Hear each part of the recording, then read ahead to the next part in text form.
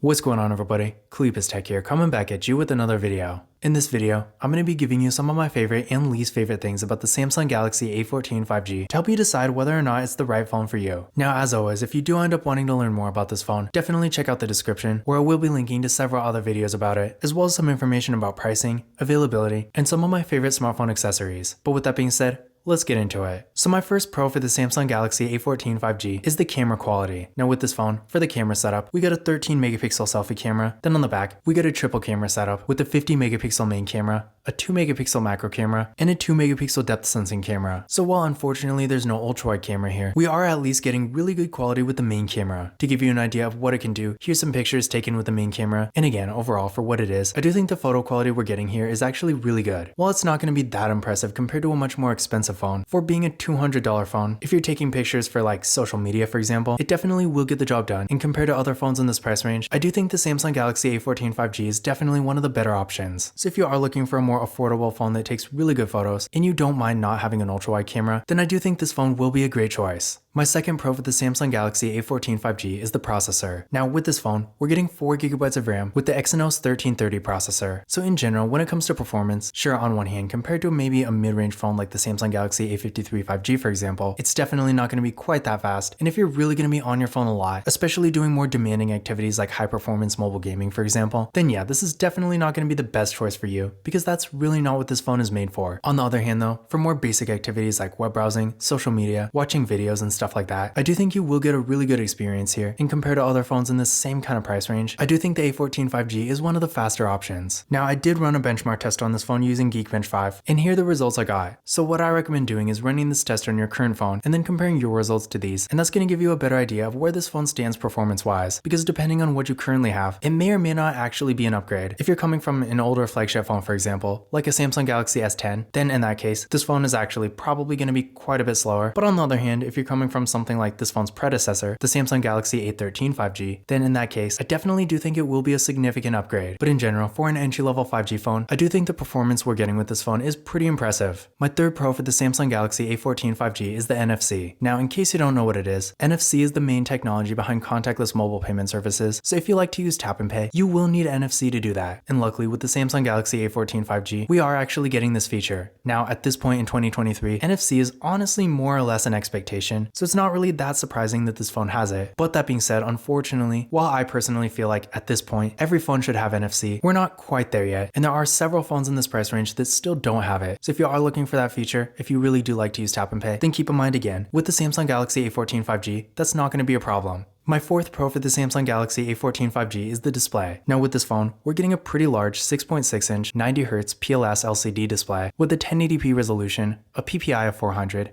and a 20:9 aspect ratio. So in general, while of course it's nothing too crazy, it's not like it has an AMOLED or anything like that. I want to say the majority of phones in this price range, especially 5G phones for some reason, only have 720p resolutions. So with this phone, not only are we getting a decent size here at 6.6 inches in a nice tall and narrow form factor, but with the 1080p resolution, the image is real nice and sharp too. So if you're doing stuff like watching videos for example, things are going to look really nice on this phone. And with the 90Hz refresh rate, while this doesn't make a huge difference, the movement on the screen is a bit faster and smoother, and this is going to make the phone feel a bit more premium to use. So overall, if you are looking for a more affordable 5G phone and you're consuming a lot of content, so you want a display that looks really nice, then in that case, this is going to be a great phone for you. And finally, my fifth pro for the Samsung Galaxy A14 5G is the software. Now with this phone, it does come with Android 13 straight out of the box, and at this point so far, obviously over the next few months, I'm sure this is going to change, but as of right now, in February of 2023, Samsung Galaxy A series phones, especially in this price range, actually seem to be the only phones like this. And not only are we getting Android 13 here, but knowing Samsung's software support, you can also expect to get several other major updates in the future. So if having the latest version of Android is important to you, then the Samsung Galaxy A14 5G is going to be one of your best options. But now that we've gone over some of the good things about this phone, let's talk about some drawbacks. So my first con for the Samsung Galaxy A14 5G is the design. Now with this phone, it definitely doesn't look terrible per se, but with the slightly thicker bezels and the more bulky design, I feel like it just makes it look a lot lower end than it actually is. And that's actually kind of saying a lot, because this is really not a high-end phone either. Now to be fair, The back has a kind of interesting material that does look kind of cool, and it does seem like Samsung at least tried to make it a little bit different and maybe more unique. But if you're looking for a phone that looks really nice, like maybe a OnePlus phone, or even like a T-Mobile Revel phone, I feel like when compared to other phones like it, the Samsung Galaxy A14 5G just really doesn't look that great. Now, of course, this is really subjective, and especially in this price range, probably not a whole lot of people are really that concerned about aesthetics, and lots of people are probably going to be using a case anyway. But just keep in mind, if you are looking for a nice looking design, then while it's not really that bad for what it is, I feel like you can do better. My second con for the Samsung Galaxy A14 5G is that, like I mentioned before, this phone unfortunately doesn't have an ultra-wide camera. Now, at this point in 2023, so many phones have ultra-wide cameras. In fact, I want to say the vast majority of them do. And sure, while this phone does have really good photo quality, and that kind of does make up for it, there are lots of other phones in this price range, like the TCL Stylus 5G for example, that also have really good photo quality, but that phone does have an ultra-wide camera, whereas again, unfortunately, this phone doesn't. So if you are looking for an ultra-wide camera, then just keep in mind, you are going to be disappointed here. And in this price range, there are plenty of other phones that do have one. So when it comes to that, you definitely do have some options. My third con for the Samsung Galaxy A14 5G is that it doesn't have stereo audio. Now, in case you don't know what this means, when a phone has stereo audio, if you're doing something like watching a video, for example, sound is going to come out of both the main speaker and the earpiece, giving you a much more immersive experience. But unfortunately with this phone, when you're doing that stuff, sound only comes out of the main speaker and not the earpiece. So if you're consuming a lot of content, it's not going to sound nearly as good. Now, on one hand, if you're using headphones or an external speaker all the time, this of course is not going to matter at all. But I feel like having a good quality phone speaker really does give you a lot more flexibility when you're consuming content. And unfortunately, since this phone doesn't have stereo audio, in my opinion, it really just doesn't sound that great. So overall, keep in mind, if you are someone who's consuming a lot of content and you occasionally like to do things without headphones, when it comes to speaker quality with this phone, you might be a little disappointed. My fourth con for the Samsung Galaxy A14 5G is the storage. Now, on one hand, with 64GB of internal storage and microSD card expansion, for the average user, although I personally consider this really a bare minimum, it's still not going to be that bad, especially if you're not doing a ton on your phone, you're mindful of what you're putting on it, and you make sure you use a microSD card whenever you can. In that case, you're probably going to be just fine. And on average, I want to say in this price range, 64GB is pretty normal. If you're someone who's constantly downloading all kinds of apps, games, stuff like that, or maybe you just don't really want to ever have to worry about storage, in that case, keep in mind, while again, 64GB for an entry-level phone really isn't bad. If you're putting a lot of things on your phone, even with microSD card expansion, it will fill up pretty quickly. So if you are more concerned about storage, you might want to go with a device that has 128 instead. And finally, my fifth con for the Samsung Galaxy A14 5G is that there's no 4K video recording. Now, on one hand, do I really expect this phone to actually be able to record 4K videos? Not really. I was kind of hoping that we'd see more of it in lower end phones in 2023, but unfortunately, so far at least, that really hasn't been the case. That being said though, while I don't personally expect phones in this price range to be able to record 4K videos, if you're coming from maybe something like a Samsung Galaxy S10 for example, and at this point you're expecting every phone to be able to record 4K videos,